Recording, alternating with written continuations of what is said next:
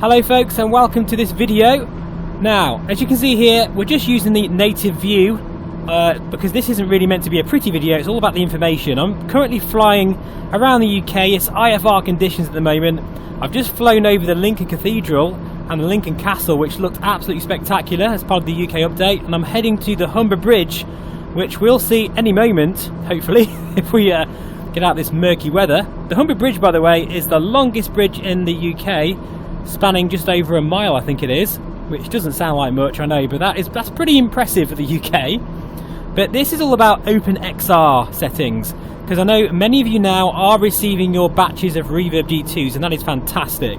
I'm so pleased that you're finally receiving them, and I just wanted to kind of check in with my OpenXR settings and what I do to get the very best out of this headset. Now, this is the perfect example actually. At the moment, with this murky weather, my head's inside the cockpit, I need clarity, and for that, these are my settings that I use. I have motion projection disabled, and actually this is something new that I haven't mentioned. Since the latest OpenXR update, for some reason when you're in preview mode, even if you whack that resolution slider up, the clarity of the reverb actually it looks blurry for some reason. I don't know what's going on there, but you don't get that full benefit. So I would absolutely recommend that you take preview mode off now, because as time goes on, there's updates and changes, sometimes not for the better, and in this case it actually blurs your Reverb G2, so that's important, okay? So you need to make sure that you're off preview mode, and I have my setting to 100%. I mean, I can get away with that because of the machine I'm using, but even at 70%, guys, honestly, you get a nice performance boost at 70% with your slider and 100% in your render scale setting in the sim. That is actually the sweet spot. You can really see the clarity of the reverb come to life. It's absolutely amazing, and that is really important because a lot of you guys will probably be thinking that it's not as sharp as you was hoping for. That's why. Now, if I am flying in VFR conditions, say with the the Piper Arrow rather, or the Cessnas or anything like that, and I want smooth 30 frames per second motion projection, I will keep that to 70, but I will enable preview mode on. But you can see here the ASW, the motion projection, I will put that to automatic. That's crucial. If you want that really smooth motion projection, make sure preview mode is still on, because it does it the best. But you have to make sure you're hitting actually above 30 frames, about 32 frames per second for it to be actually enabled, otherwise you'll experience juddering. But quite honestly, I think for the majority of people, I would recommend that you disable your motion projection completely. That way it's not interfering, and it will keep switching modes. That's where you get the juddering. At the moment this is very nice indeed, and hopefully any moment now we're going to see the Humber Bridge come into view. Now of course it's not going to look that amazing on this display at the moment, because this is just a quick video, a bit of an information broadcast of my OpenXR settings. So recap, make sure that your motion projection is off, preview mode is off, and you set your custom render scale slider anywhere between 70 and 100% depending on your system. That will give you the most incredible native clarity of your Reverb G2, and let's face it, if you've just bought it, you're going to want to see what all the fuss is about. Now if you find it's too much, you can always back off OpenXR first.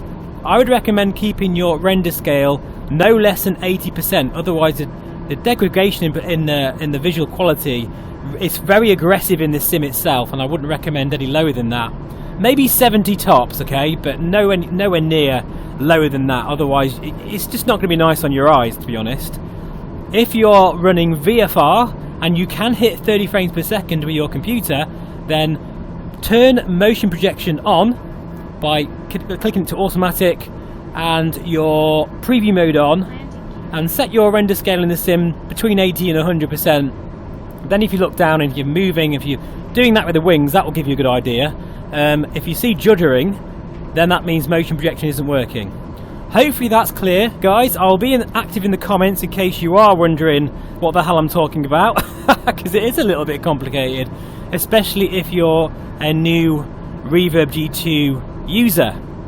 Right, anyway, I'm now going to go the outside view because I can just see there out of the murk the Humber Bridge is coming into view. So let's enjoy this little fly pass here. There she is.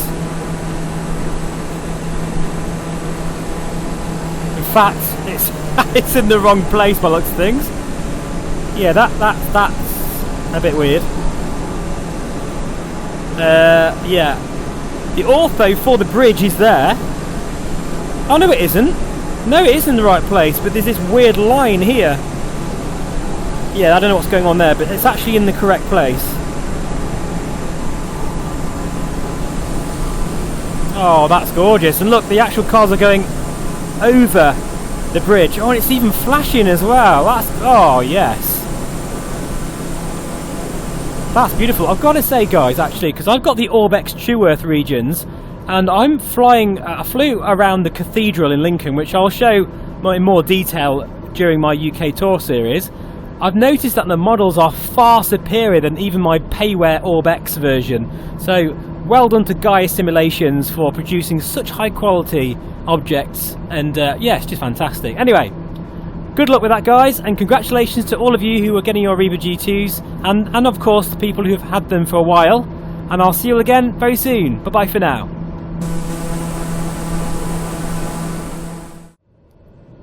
So there's a bit of bonus footage for you guys. I'm actually going to try and attempt to land at Barton. It's gusting 35 knots in the UK at the moment, and Barton is one of the handcrafted airfields we now have with the brand new UK update, and it does look fantastic. So we're going to pick runway 02. Thankfully there's 4 different runways here, so we can try and be into wind as best as possible. I'm going to get basically the speed right just above the stall because it's going to be very hard to get in. It's a very, very short runway, so wish me luck here. Look at that down there, it looks absolutely incredible. Very crisp ortho imagery, and a fantastic job there of all the bridges. Really incredible stuff. Right, anyway, wish me luck.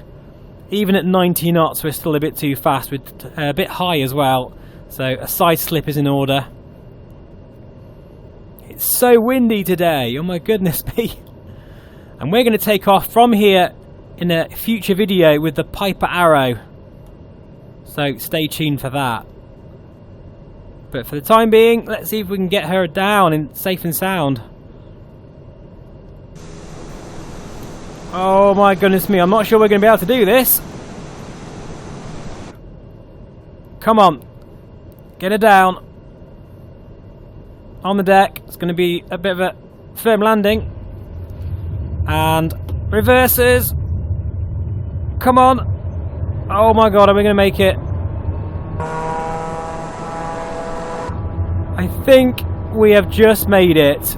That is mental. If you want a landing challenge, never mind the ones Asobo have created, try landing a TBM in 35 knot crosswind at Barton. That's crazy. Look at this airfield, it's so detailed. Fantastic job, really is, by Gaia Simulations. They've done Asobo proud, and the UK proud. Anyway, I'll see you very soon. Bye bye for now. I think I need a stiff drink after that.